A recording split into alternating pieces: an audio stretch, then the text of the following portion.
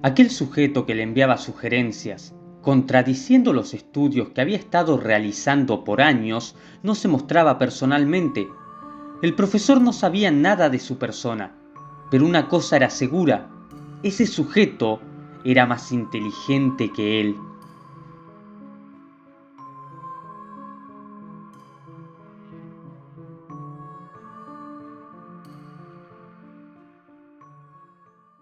3 a.m. El profesor Guevara todavía estaba en su escritorio, sentado y leyendo sus correos electrónicos. Hacía tiempo que su esposa, harta de la falta de atención que su marido le ofrecía, lo dejara por otro tipo al que conoció mediante su trabajo. Ni más decir que, antes del hecho, ésta ya había tenido sus adulterios con cierto muchacho. Pero el doctor Guevara era un hombre de ciencia. O sea, frío, poco impresionable ante la belleza de la vida y acostumbrado a tener casi las mismas emociones que una máquina. Por esto mismo, la situación sentimental por la que había pasado no lo había afectado casi en lo más mínimo. De acuerdo, de tanto en tanto alguna duda o arrepentimiento lo asaltaba, pero esta era borrada casi al instante de su cabeza. Era un hombre de ciencia y no podía dejarse llevar por algo tan absurdo y tan mundano como lo era el sentimiento humano. Ateo, serio, pulcro y lúcido, se destacó desde niño como una mente brillante, ganando cientos de eventos como las famosas Olimpiadas Matemáticas que lo habían convertido en la admiración de los profesores y un idiota para el resto de los alumnos, quienes no podían evitar la envidia, transformada en odio con el paso del tiempo. La secundaria y la universidad no fueron menores. En la primera, tomaba más clases de las habituales y no se permitía un solo error en cualquier examen que tuviera. Una mente con errores era, según su punto de vista, una vulgaridad y un defecto. Por ende, debía de ser corregido de inmediato. La universidad deparó para él sus primeros desafíos reales. Por fin, un auténtico reto. Maestros serios y estrictos como él, defensores de sus ideales y con los cuales a veces, durante las clases, mantenía fuertes discusiones acerca de los puntos de vista que chocaban entre profesor y alumno. Esto a sus maestros les encantaba, y era él mismo quien se mantenía la perspectiva de progresar en su mente para poder hacerlo con su vida. Desde que comenzara sus estudios universitarios, tuvo bien en claro qué querría hacer con su vida: ser profesor en la universidad. Graduado con honores, se recibió a los 27 años y solo ahí comenzó a buscar una relación con una mujer que durara más que una noche de sexo. No pensaba encontrar el amor. Él no creía en esas ridiculeces. Le martirizaba y hasta lo cargaba de ira el pensar en cómo la humanidad podía creer en algo que no veía. La idea de dioses, milagros, el cielo y el infierno eran, para él, una sarta de mentiras que se habían ido transformando con el tiempo en engaños masivos, creídos por la mayoría, temidos por algunos y hasta utilizados para hacerse de fortunas que los mismos tontos creyentes entregaban a cambio de la salvación y la fe. Era un hombre experto. Por eso no podía permitirse que su mujer apantallara sus proyectos con ideas tontas y carentes de ciencia y sentido. Se decidió que, de estar con una mujer, permitiría que fuera como mínimo atea. Conocí a Laura de esta manera, en una reunión entre profesores de distintas universidades de la zona. También lista, atractiva y fiel al estudio y a la ciencia, demostró ser una buena candidata. Su relación se basó únicamente en sustentarse ellos y saciar sus deseos por el placer y su gusto a sus respectivos trabajos. El profesor Guevara estaba satisfecho con ella. Solo se limitaban a conversar, satisfacerse cuando sus cuerpos se lo pedían y trabajar. Guevara estaba feliz de la vida. Era un excelente profesor. Tenía a su esposa apasionada y dedicada de lleno a la ciencia como él, y luego de varios años de trabajo personales con un equipo que él mismo designó, había comenzado a ganar premios y hasta privilegios. Las menciones en revistas de ciencias, los trofeos y demás lo habían hecho quedar frente al mundo como el hombre más inteligente de la época, y la soberbia allí presente estaba. Pero todo eso cambió con un simple correo electrónico.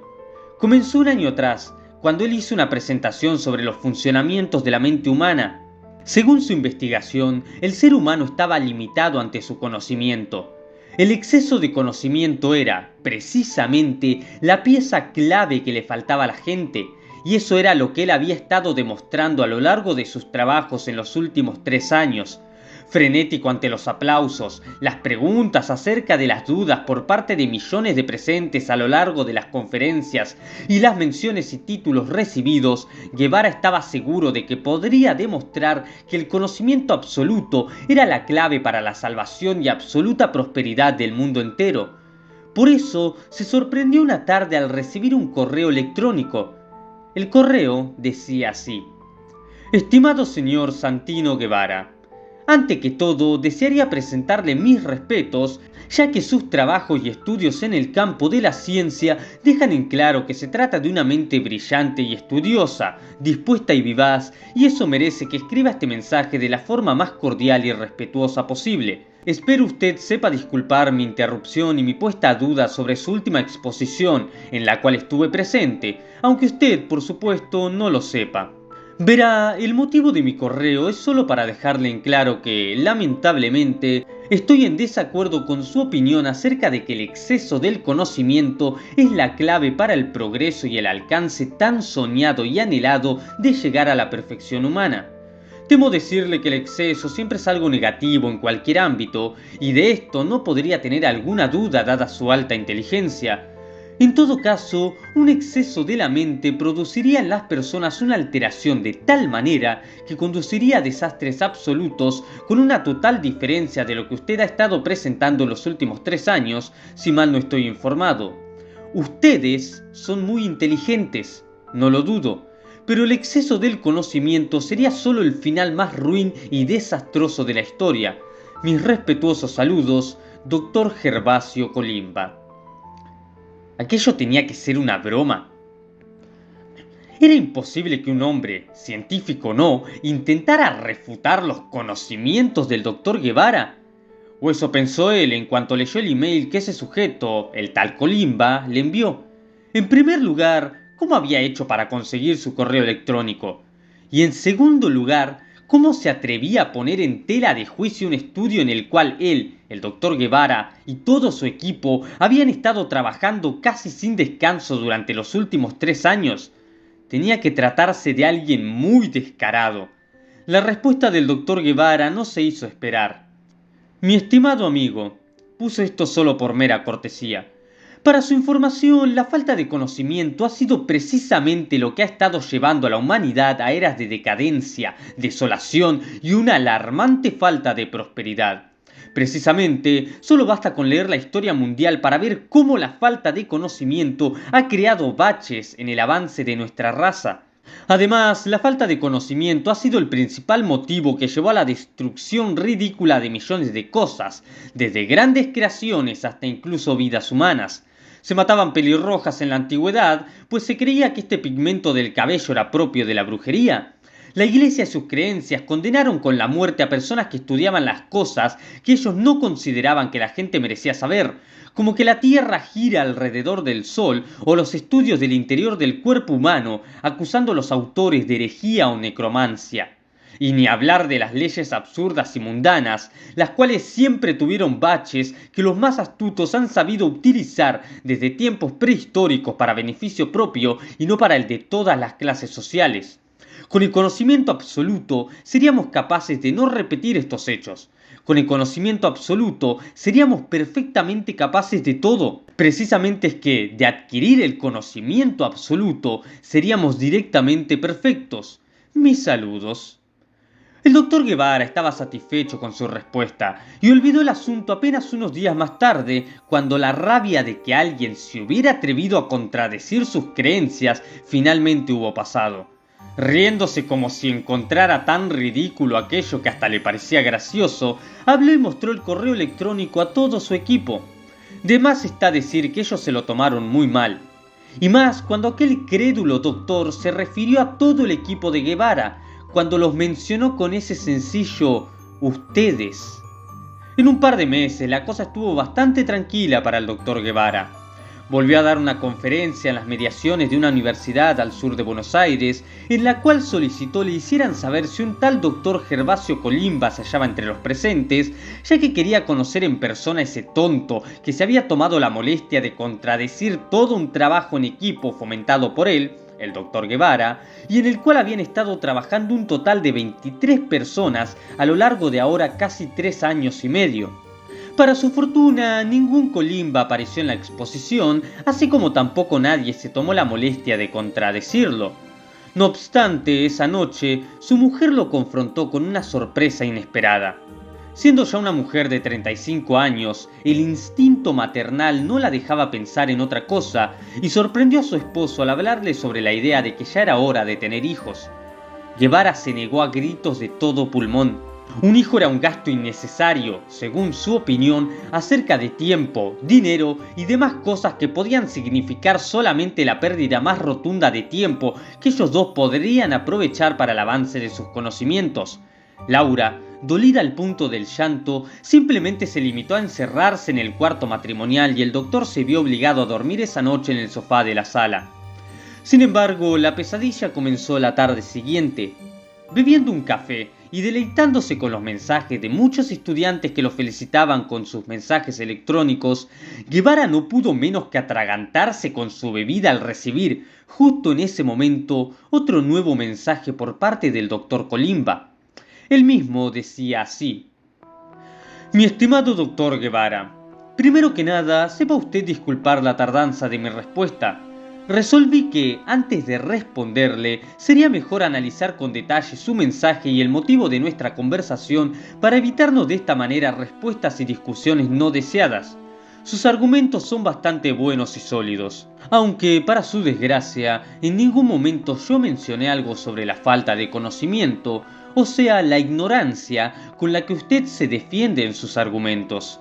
Por lo tanto, me temo que estos no son válidos para refutar lo que yo le estoy diciendo acerca de que estoy en desacuerdo con que el exceso de conocimiento es algo positivo.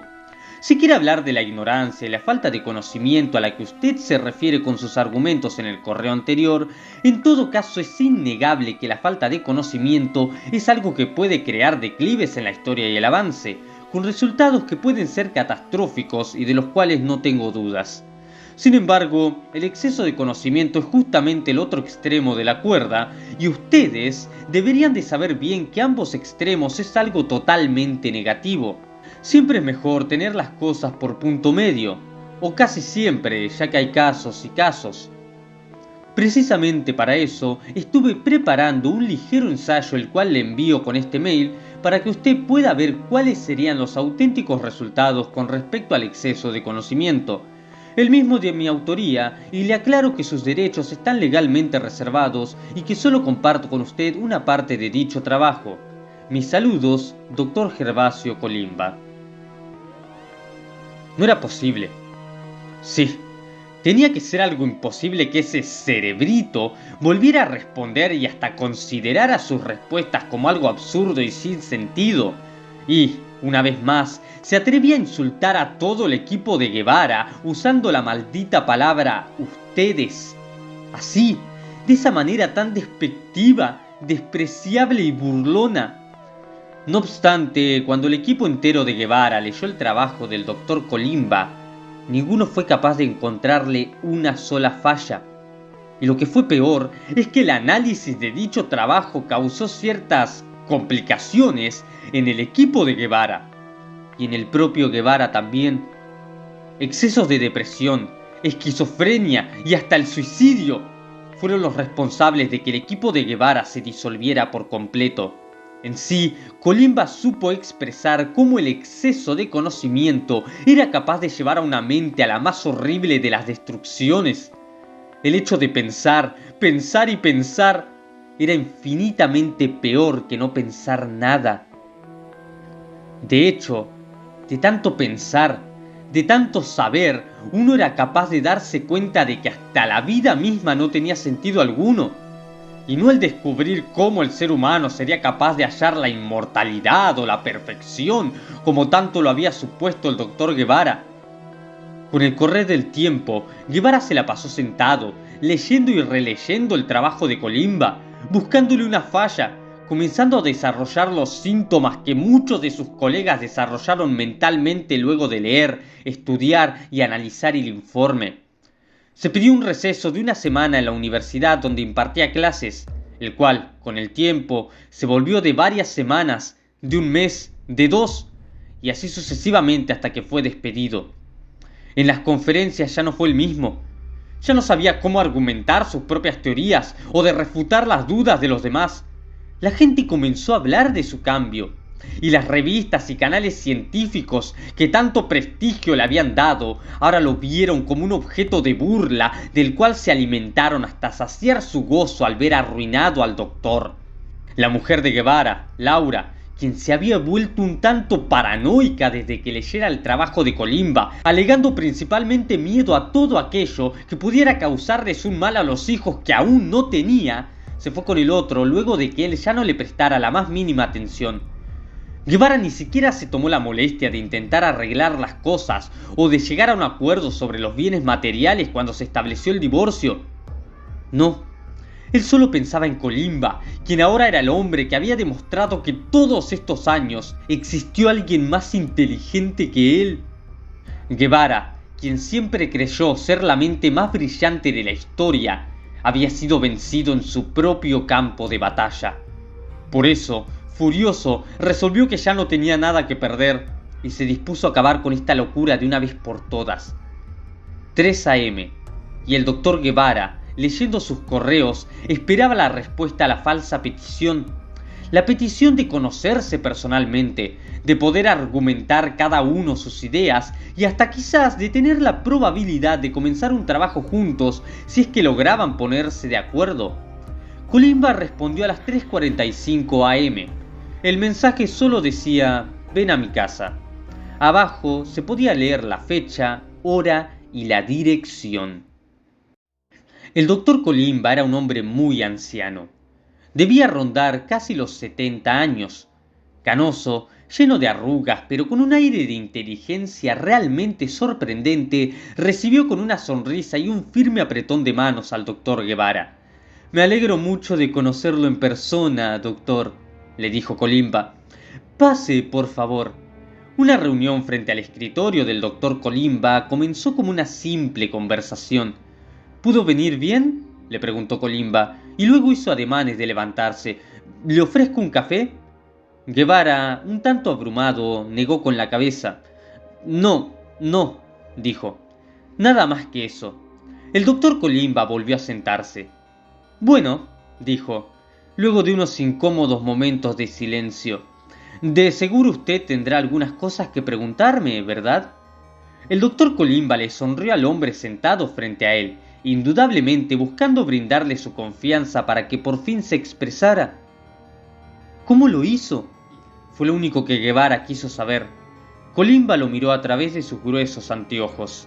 ¿Saber que el exceso de conocimiento es algo trágico y ruin?, preguntó.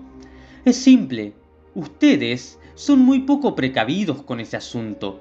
Sencillamente necesitan saberlo todo. Es una muy extraña obsesión. Casi diría que una ideología. Eso de ponerle un nombre y un motivo a las cosas en vez de dejarlas ser. Pero es que tiene que haber un motivo, se defendió Guevara. ¿O acaso usted simplemente deja que las cosas pasen porque sí? Es necesario saber, entender, conocer el porqué de las cosas. Hay cosas que es mejor no saber, doctor, se defendió Colimba. No es más simple y llanamente que eso. Si una persona lo supiera todo, sabría tanto lo bueno como lo malo, y el saber demasiadas cosas abrumadoras haría de la vida una pesadilla de la cual solo podríamos despertar con la muerte. Guevara comenzó a sentirse molesto. Aquel grandioso e inteligente profesor más parecía maestro de filosofía que un hombre intelectual y aplicado a la ciencia.